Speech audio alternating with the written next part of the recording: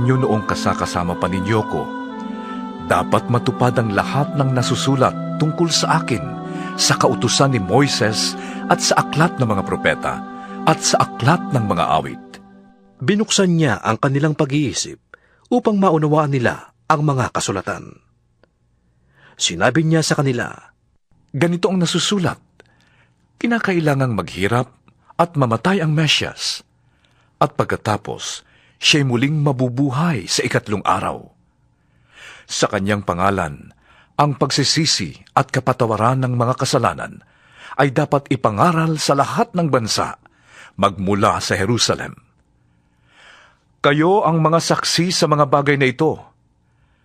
Tandaan ninyo, isusugo ko sa inyo ang ipinangako ng aking Ama.